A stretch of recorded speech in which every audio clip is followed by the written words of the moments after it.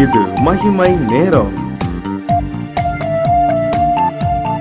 கிறிஸ்துவுக்குள் மிகவும் பிரியமான மகிமை தொலைக்காட்சி நேயர்களை இந்த மகிமை நேரம் நிகழ்ச்சிக்கு வரவேற்பதில் மிக்க மகிழ்ச்சி அடைகிறேன். ஆம் பிரியமானவர்களே, இந்த நிகழ்ச்சி நம்முடைய ஆவிக்குரிய வாழ்க்கைக்கு பிரயோஜனமா இருக்கும் என்று சொல்லி ஆண்டவருக்குள் நான் விசுவாசிக்கிறேன். இந்த வாரத்திலும் கூட ஆவியில் அனலாய் இருங்கள் என்ற தலைப்பின் அடிப்படையில் நாம் தியானித்துக் கொண்டு வருகிறோம்.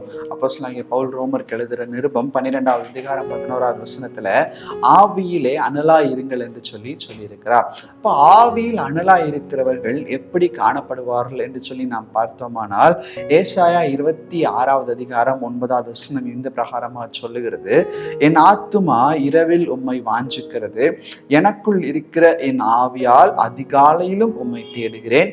உம்முடைய நியாய தீர்ப்புகள் பூமியில் நடக்கும் போது பூச்சக்கரத்து குடிகள் நீதியை கற்றுக்கொள்வார்கள். எனக்குள் இருக்கிற ஆவியால் அதிகாலமும் உம்மை தேடுகிறேன். ஆவியில் அனலாய் இருக்கிறவர்கள் எப்படி இருப்பார்கள்? கர்த்தரை தேடுவதில் அதிக வாஞ்சியா இருப்பார்கள். ஏனென்று சொன்னால், நான் முதலாவது நாள்ல பார்த்தோம், ஆவியினால் நடத்தப்படுகிறவர்கள் அவர்கள் மாம்சத்துக்கு உட்பட்டவர்களாய் இராமல் ஆவியானவரால் நடத்தப்படுகிறவர்களாய் கூட இருப்பார்கள்.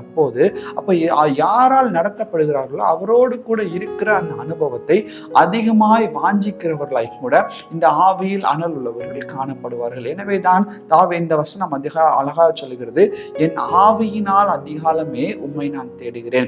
நான் மாம்சத்துல நான் தேடவில்லை, நான் எழும்பி நான் ஏதோ சோதர பலிகளை நான் வாசிப்பது போல வாசிப்பதில்லை. என் ஆவியினால் எனக்கு உள்ளாக இருக்கிற அந்த உள்ளான மனுஷன் ஆண்டவரை துதிக்கிற அனுபவத்தை நான் பெற முடியும் என்று சொல்லி இந்த வசனம் நமக்கு கற்றுக் கொடுக்கிறதை நாம் பார்க்கிறோம். பிரியமானவர்களே, இந்த நாள்ல நமக்கு இந்த அனுபவம் காணப்படுகிறதா? நாம் ஜெபிக்கும் போது ஆவியினால் நாம் ஜெபிக்கிறோமா? யோசித்து பார்க்க வேண்டும். மாம்சத்தினால் ஜெபிப்பது வேறு, ஆவியினால் ஜெபிப்பது வேறு. மாம்சத்தினால் ஜெபிப்பது என்பது ஏதோ ஒரு சில காரியங்களுக்காக மாத்திரம், நமக்காக மாத்திரம், நாம் மாத்திரம் என்று சொல்லி நம்முடைய ஜபம் 1 மணி நேரம் மாத்திரம், கிட்டத்தட்ட ஒரு 10 நிமிடத்திற்கு மேலாக நம்மளால் ஜபிக்க முடியாது. ஆனால் ஆவியில நிறைந்து ஜபிக்கிறதான அந்த ஜபம், ஆவியிலே கர்த்தரை தேடுகிறதான அந்த அனுபவம், நமக்கு உள்ளாக இருந்த பரிசுத்த ஆவியானவர் அந்த அனுபவத்தை நமக்கு கொடுக்கிறார். எனவேதான் வேதவசனம் நமக்கு கற்றுக் கொடுக்கிறது: உங்களுக்குள்ளாக இருக்கிற பரிசுத்த ஆவியானவர் வாக்கு கடங்கா பெருமூச்சுகளோடு நமக்காக அவர் வேண்டுதல் செய்கிறவராய் கூட காணப்படுகிறார்.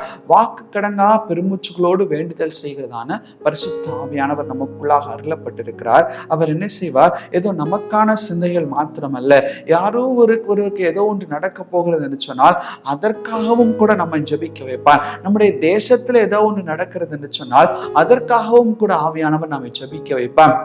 இதுதான் ஆவியிலால் நடத்தப்படுகிறதான ஒரு அனுபவம். ஆவியானவரால் நடத்தப்பட்டு ஆவியிலே ஜெபிக்கிறதான ஒரு அனுபவம். நம்ம எல்லாருக்கும் தெரிந்ததான ஒரு ஜெப வீரன் யார் என்றால் தானியேல் இப்படியாக சொல்லுகிறார். தானியேல் 7:15, தானியேலாகிய நான் என் தேசத்தினுள் என் ஆவியிலே சஞ்சலப்பட்டேன், என் தலையில் தோன்றின தரிசனங்கள் என்னை கலங்க பண்ணுகிறது.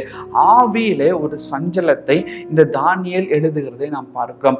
தானியேலுக்கு ஆவியிலே ஒரு சஞ்சலம் உண்டாகிறது. ஏன் இந்த சஞ்சலம் தானியேலுக்குள்ளாக உண்டுகிறது?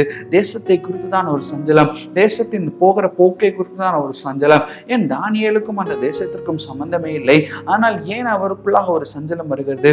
அவர் ஆவியால் நடத்தப்படுகிறார். ஆவியில அனல் உள்ளவராய் இருந்ததினால் அந்த சஞ்சலத்தை கர்த்தர் கொடுக்கிறோம். இன்றைக்கு ஏதோ ஒரு இடத்துல, ஏதோ ஒரு மணிப்பூர் மாநிலத்துல ஒரு கலவரம் நடந்து கொண்டிருக்கிறது. அதை குறித்துதான ஒரு பாரம் நமக்கு இருக்குதா? உண்மையாகவே ஆவியினால் நடத்தப்படுவோம் என்று சொன்னால், ஆவியானவரால் நடத்தப்படுவோம் என்று சொன்னால் அந்த பாரம் நம்மை அழுத்தும். அந்த பாரத்து நிமித்தமாய் அதிகமான ஜெபம் நம்மால் செய்ய முடியும். அவர்களுக்காக கண்ணீர் சிந்தி ஜெபிக்கிற ஜெபம், நம்முடைய குடும்பம், நம்ம மாத்திரம் என்று சொல்லி சுயநலமான ஜெபம் அல்ல. எல்லா மனிதரும் ஆண்டவரை அறிந்தவர்கள், எல்லா மனிதரும் ஆண்டவரை நேசிக்கிறவர்கள் என்கிறதான ஒரு பாரத்தோடு வாஞ்சையோடு ஜெபிக்கிறதான ஒரு ஜெபத்தை நம்மால் செய்ய முடியும். இதுதான் ஆவியினால் நடத்தப்பட்டு ஆவியானவர்களால் ஏவப்பட்டு செய்யப்படுகிறதான ஒரு ஜெபம். ஆவியில் அனல் உள்ளவர்களாய் இருக்கிறவர்கள் தன்னுடைய ஆவியினால் கர்த்தரை தேடுவார்கள். வேதவசனம் சொல்லுகிறது: பிதாவானவர் ஆவியா இருக்கிறார், எனவே அவரை ஆவியோடும் உண்மையோடும் நாம் தொழுது கொள்ள வேண்டுமா? ஆவியோடு நாம் தொழுது கொள்ள வேண்டும் என்று சொன்னால் நமக்குள்ளா இருக்கிறதான அந்த மனுஷனின் மூலமாய், அந்த பரிசுத்த ஆவியானவர் மூலமாய் நாம் தொழுது கொள்ள வேண்டும். பிரியமானவர்களே, இந்த அனுபவம் எத்தனை பேருக்குள்ளாக காணப்படுகிறது? சங்கீதம் 39:3 சொல்லுகிறது: என் இருதயம் எனக்குள்ளே அனல் கொண்டது, நான் தியானிக்க நெற்றியில் அக்கினி மூண்டது. அப்பொழுது நாவினால் விண்ணப்பம் செய்தேன். பரிசுத்த ஆவியானவருடைய துணையோடு, ஆவியிலே அனல் கொண்ட அனுபவத்தோடு நாம் ஜெபிக்கும் போதும் வேத வசனங்களை வாசிக்கும் போதும் அது வித்தியாசமாக காணப்படும். சாதாரணமாக வாசிப்பது போல் அல்ல. ஆவியானவருடைய துணையோடு வாசிக்கும் போது நாம் எந்த நோக்கத்திற்காக அந்த வேத வசனத்தை அந்த நாளில் நாம் திருந்தோமோ அதனுடைய உண்மையான அர்த்தத்தை நம்மால் புரிந்து கொள்ள முடியும். வேத வார்த்தை என்பது ஒவ்வொருவருக்கும் ஒவ்வொரு விதமாய் ஒவ்வொரு நேரத்தில் பேசக்கூடியதான ஒரு அருமையான புஸ்தகம். எனவேதான் அது ஜீவனுள்ள தேவனுடைய வார்த்தை என்று சொல்லப்படுகிறது. அப்ப அந்த வார்த்தைகளை நாம் புரிந்து கொள்ள வேண்டுமானால் ஆவியானவருடைய துணையோடு கூட நாம் புரிந்து கொள்ள வேண்டும். ஏன் ஆவியானவருடைய துணை நமக்கு அவசியம்? வேத வாக்கியங்கள் ஒவ்வொன்றும் பரிசுத்த ஆவியானவரால் அருளப்பட்டிருக்கிறது என்று சொல்லி வேதத்தில் நாம் வாசிக்கிறோமே, அதை எழுதினவரே நமக்குள்ளாக இருந்து நமக்கு கற்றுக் கொடுக்கும் போது அது ஒரு நல்ல அனுபவமாய் காணப்படும்.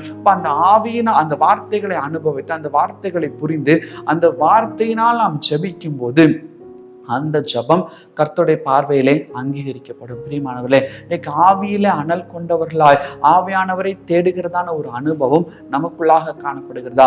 ஜபிக்கிற அனுபவம் நமக்குள்ளாக காணப்படுகிறதா? ஆவியிலே அனல் கொண்டவர்களாய் வேத வசனங்களை வாசிக்கிறதான ஒரு அனுபவம் நமக்குள்ளாக காணப்படுகிறதா? சற்று நம்மை நாமே யோசித்து பார்க்க வேண்டும். அப்பல்லோ என்று சொல்லப்படுகிறதான ஒரு மனிதனை குறித்து வேதத்துல நாம் வாசிக்கிறோம். அந்த மனிதன் ஆவியிலே அனல் கொண்டவனாய் கர்த்தரை தேடினான் என்று சொல்லி அப்போஸ்தலர் நடபடிகள் எழுதப்பட்டிருக்கிறது. இன்றைக்கு ஒரு சாதாரண மனிதனால் அதை செய்ய முடியுமானால் நமக்கும் ஏன் செய்ய முடியாது? நம்மால் ஆவியில பலன் கொள்ள முடியும், நம்மால் ஆவியானவரால் நடத்த முடியும். நிச்சயமாக அதில் எந்த விதமான சந்தேகமும் நமக்கு வேண்டாம். கர்த்தர் நோக்கி பார்த்து கேட்போம், கர்த்தாவே, ஆவியினால் ஜபிக்கிறதான ஒரு அனுபவம், ஆவியினால் நிறைந்து ஜபிக்கிறதான வேதம் வாசிக்கிறதான ஒரு அனுபவத்தை எனக்கு தாரும் என்று சொல்லி ஆண்டவரை பார்த்து நாம் கேட்போமா? கண்களை மூடி ஆண்டவர் நோக்கி பார்ப்போம்.